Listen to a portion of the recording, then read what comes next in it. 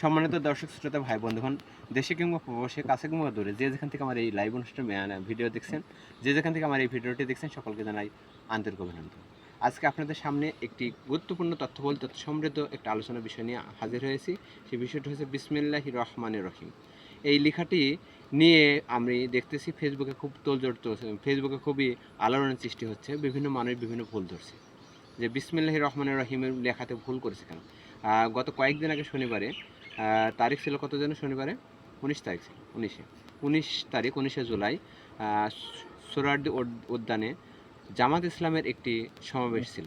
সেখানে ব্যানারে লিখেছিল বিসমিল্লাহির রহমানির রহিম। এই লেখাটিতে গোলচিহ্ন দিয়ে অনেকে বিভিন্ন রকম পোস্ট করেছে এবং বিভিন্ন রকমভাবে ব্যঙ্গ করেছেন যে তারা নাকি বিসমিল্লাকে ভুল করে লিখেছে, বিসমিল্লা ভুল লেখা হয়েছে। এভাবে অনেক আলোড়নের সৃষ্টি হয়েছে, আমি যেটা ফেসবুকে দেখলাম।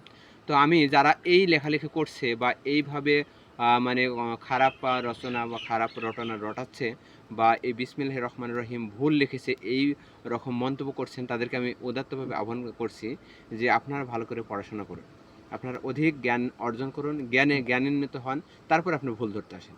আপনার যে বিষয়ে জ্ঞান নেই, যে বিষয়ে আপনার জানা নেই, সেই বিষয় নিয়ে আপনি ভুল ধরে বসে আছেন, এটা অন্যায়, এটা হচ্ছে শোভনীয় নয়।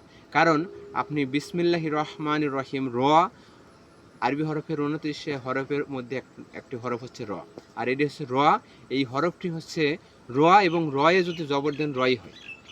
কয়েকটা হরফ রয়েছে, তার মধ্যে র, সোয়াদ, সোয়াদ জবর স, র জবর র, গইন জবর গ, তারপর হচ্ছে কফ জবর ক, তারপর হচ্ছে আপনার এই কয়েকটি শব্দ বর্ণ রয়েছে, 7টি বর্ণ রয়েছে। 7টি বর্ণর পুর করে পড়তে হয়, অর্থাৎ যে বর্ণটা যেরকম রয়েছে জবর দিয়ে সেই বর্ণটা সেরকম করে পড়তে হয়।